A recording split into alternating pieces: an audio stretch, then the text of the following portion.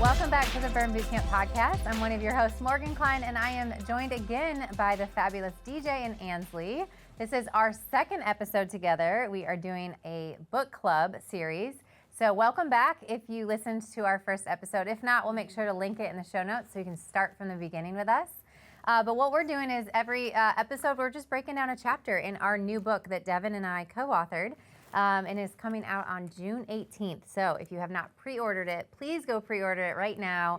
Show us some love and support. Get your copy so you are ready to follow along when it's delivered to you. But today we're going to talk about the second chapter, which is Believe. And I want to take a moment to talk about one of our members' stories, Tori, before we get into chatting a little bit. So this is definitely a trigger warning for anyone that has, gone through any sort of addiction. I want to just definitely start off with that. So here's what Tori says. She says, I tried to maintain my life, my home, my relationships, but it was so hard. I had a drink before work just to settle before the DTs set in, and then worry all day that my coworkers could smell alcohol on my breath. I'd have more around lunchtime just to make it to 5 p.m. Then when it was my time on my own, I could drink until I passed out. So tough. Mm-hmm. I developed a tolerance so high I could drink more than any man I knew and I would still be standing. Every day, alcohol was sitting on my shoulder like a demon, reminding me who the boss was. This drink. It was degrading, exhausting, and frightening. I knew I was killing myself, but the thought of that was preferable to living without drinking. I eventually lost my will to live, and the drinking had consumed me. Tori's suicidal thoughts escalated, going from the occasional thought to daily, and after a night of severe binging, she somehow managed to call her brother, and off they sped to the emergency room. Her blood alcohol concentration was so high that the doctor couldn't believe she was conscious. She was whisked away to a detox clinic where she spent the next several days in a hospital bed, obviously going through all of the feelings and emotions of detoxing. And after that, she was sober, and she made several positive lifestyle changes. She moved away from the town that she lived in where many of her triggers were, which I can definitely relate to that. She started walking every day, and she started to change her diet. And so one day her mom asked her to go to a burn boot camp, and she says, hell no. Hell no. Yeah. And she said, I have never worked out a day in my life, and I used every excuse in the book to avoid participating in high school gym class. So she had been a music nerd her whole life, and anyways, she did go, but she was kicking and screaming, she says. It was so foreign to me. She says, what in the actual F am I doing here? Which I'm only laughing, Tori, because we can all relate to that, right? Dragging your friend to a workout class for whatever reason. I ask myself that every day in conditioning. Yes, what am I doing? What in the actual F? So it didn't take long for Tori to realize that she wasn't out of place after all. And sure enough, challenging exercise was a miracle for her. And so we talked about that in our last podcast about, strategy one is burn and exercise and what that can do for you. But sometimes that's only half the battle, right? The other battle that we have is what's going on in between our mind and in between our ears. So, I think that she said she woke up every day tortured by suicidal thoughts, hooked on alcohol, constantly looking to escape that. And, when she started to get off alcohol, move her body, she says, for the first time, the game began to change. She regained control of her emotions, and with that, she took control of her attitude. She began to change her beliefs, especially about herself. And she changed her focus from how did I get in such a bad place to how am I going to take control of my life?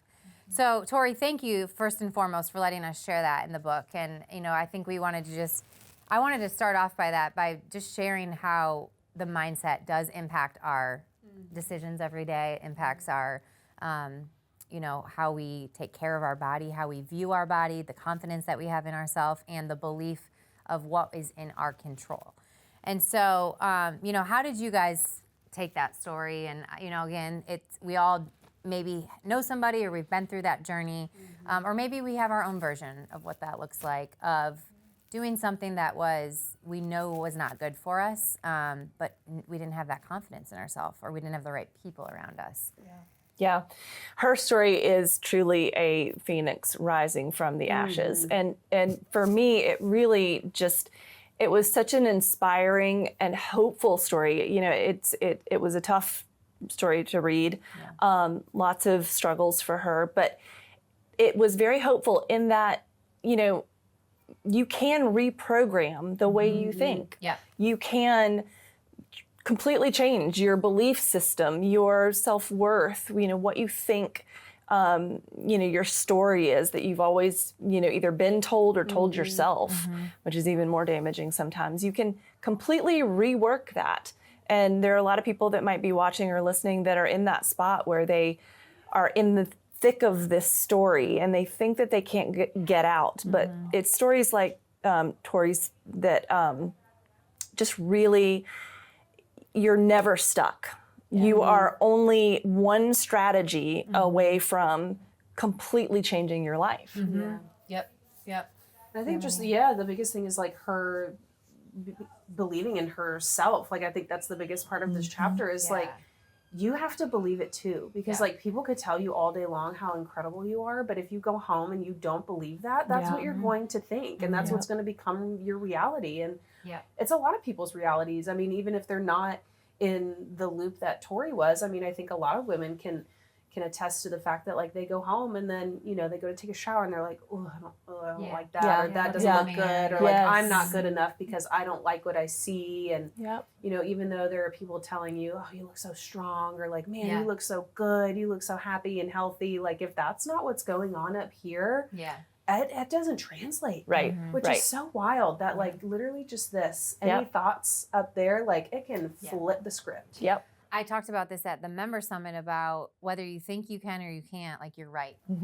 And I can't remember who quoted that. It certainly wasn't me. I feel like it was. I think it was Tony Robbins. No, I think it was. I don't know. I feel like it was a past president.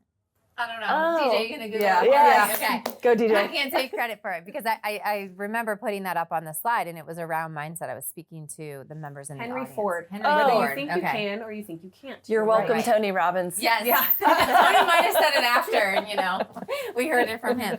But I think that's, you know, that is what we talk about here too in the book, is that whatever you believe and think becomes your reality. And so that takes discipline, because a lot of us, we have so many thoughts that come through our mind in a day. I want to say like 25,000 when I was researching and doing even that speech. And the majority of them are negative, or the majority of our inputs in life right now are negative. So you think about, what does your workplace look like? Is it positive or negative? What does the news, when you turn on the news every day, what are you listening? It's mostly negative. When you open up social media, who are you following? And are they doomsday or are they positive? You know, like there's obviously always both sides, but you have to be the one that decides what gets to come in, and because what comes in is what's going to come out. And so, you know, seek and you shall find. There's a funny story too that have you guys ever like bought a new car, and then once you buy that car, you see that you see it on the road everywhere? I remember like Devin was telling me about that, and then I had just bought like a new Tahoe, and I was like, everybody in Cornelius has a Tahoe. But like, of course, before I like was in my mindset, like I didn't pay attention to it. I didn't think anyone had it, you know? But I think that's just an example of like, seek and you shall find. So are you seeking positivity or are you seeking negativity? And there's a lot of strategies that we put in the book here that's going to help you keep seeking the positive stuff, because it's actually harder for us in a world. Like I talked about this too, like, you know, one of the best or the most popular shows is like the Real Housewives. And I mean, I love a good Real Housewives juicy tea. But, you know, you look at the ratings on that, and then you look at the ratings on like, you know, women's NBA sport, or, you know, or WNBA documentary, much different, because for some reason, women tearing each other down and like talking bad about them is somehow more popular. And I think it's sad, even though we all love a little guilty pleasure, but are you watching that, and is that maybe somehow seeping through and becoming anything about your reality, you know? And that's hard for us to admit sometimes, of because it's unconscious. You know, these thoughts that are coming through us are unconscious at times. And so, you know, if you are feeling and talking to yourself in a negative way, I think you ask yourself, like, well, what am I surrounding myself around? And even that scroll on social media, it's like, are people making you feel better or worse about yourself? Maybe they don't intend to, but if there's some sort of thing that gets invoked when you see somebody posts something, maybe it's just time to unfollow them for a little bit, you know, and just heal your own self. I've had to do that too. So I'm talking a lot, but one of the strategies here is using words of winners, not losers. So I know you love that too. Yeah, it really did resonate with me because I will tell you, I have thoughts that go through my head, and I know this is probably a common thing, but I am so unkind to myself in my thoughts sometimes. Who do you think you are? Oh my God, why did you say that? It'll wake me up as I'm falling asleep at night. Oh yeah. Like, oh, I can't believe, why? And it's something that I would never say to you, to a friend, to even a perfect stranger. I would never speak to someone else the way I sometimes speak to myself. And I really have to, like you said, be very conscious about what I'm saying to myself, what I'm consuming, because it seeps in and it changes things. And sometimes I have to honestly even talk to myself in a third person, like, hey, Ansley, stop. You did your best. Move on, that kind of thing. So yeah, it's a constant battle. For sure. And nobody's like not susceptible to it. There was this trend on social media, and like every time I think about it in this perspective, it like chokes me up. It was people posting a picture of them as kids, and they swiped and they were like, would you say that to her? Like, or think of your daughter. Yeah, exactly. And it's just like, God, like looking at me at like this cute, like little perfect age, and like, would I say that to her? Like, and that is what we're doing. Ugly, or, like you're not strong enough, you're not smart enough. And it's like, God, would you tell her that to her face? Like, and like having daughters, like I feel like I have that extra, not burden, but like this extra like thought of like, I have to be careful about even how I move in my house, because like I'll catch myself like standing in the mirror and being like, ooh, okay, well this, ooh, that. And my daughter's right there. And I'm like, if she sees that, you know, like actions are caught, or like values are caught and not taught. And so you have to be careful. Like you have to carry yourself with pride. And it's a hard thing to do, but like, to your point, Ansley, just like waking up and being like, okay, like today is going to be a good day. Like talking to yourself and like hyping yourself up. And that's okay. It's not stupid. It's not dumb. Like, no, it's just the way that we have to go about things. Cause absolutely, man, it's a tough day and age to live in sometimes. And I think you just have to you gotta be mindful of it. And you gotta protect your peace. And so one of the strategies we talk about trade, like, so trading some of your language. So I'm fine for, it's an amazing day and I'm grateful, you know, and like, if you know me, you know I hate the word fine. Like I actually really do dislike it. And so does Devin. So we keep each other accountable. And if I say I'm fine, he knows that's not good. That's when he goes in. But so trading that with, it's amazing and I'm grateful. And that might not feel genuine to you, but I'm just going to challenge you to try it and like actually do it and see how it makes you feel and see how others react around you when you talk like that instead of I'm fine.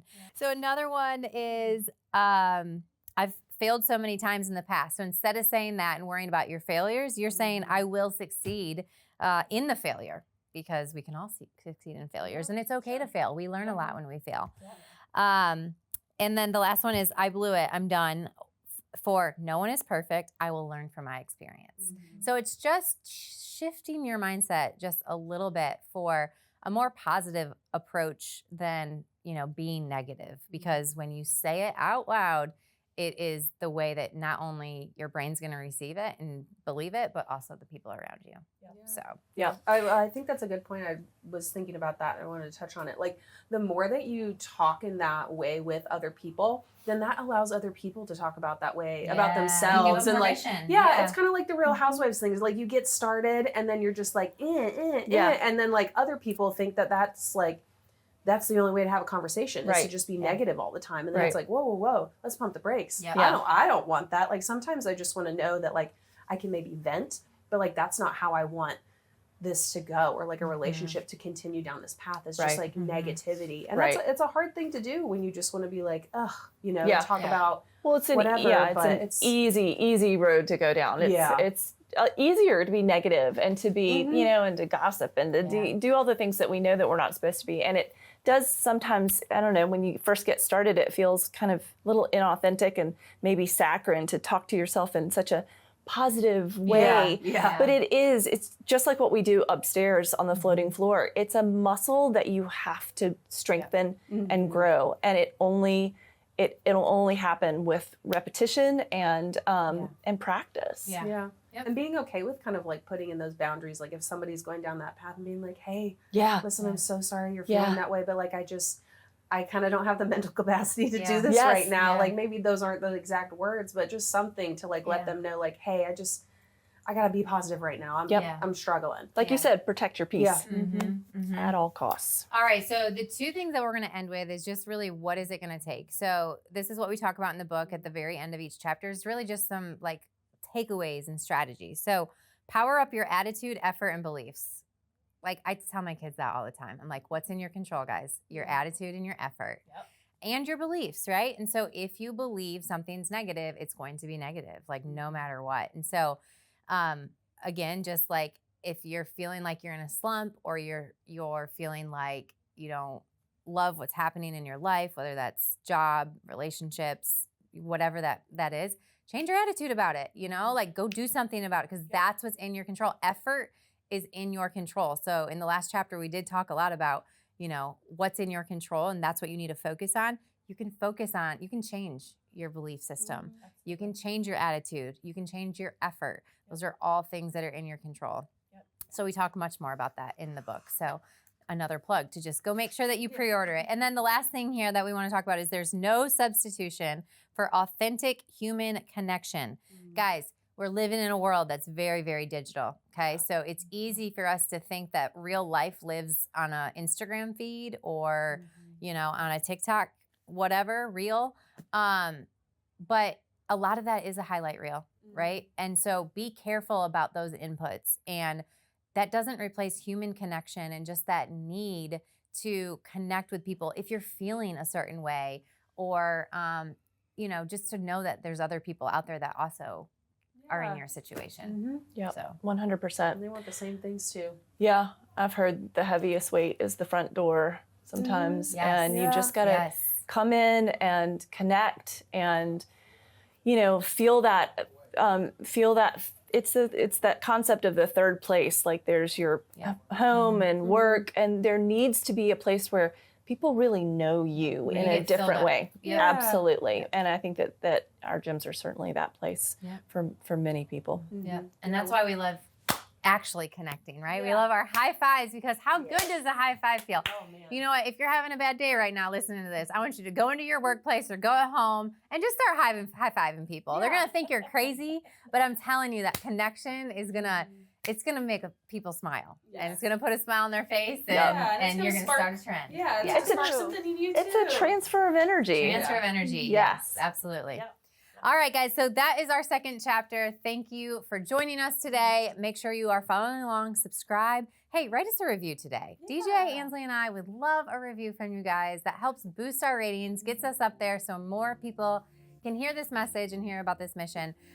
Again, if you have not ordered the book, please go do that. It comes out June 18th. So the link is in our show notes, and we are going to be bringing you more. So stay tuned, and we're going to end like we always do. All right, 2 claps on 2, 1, 2.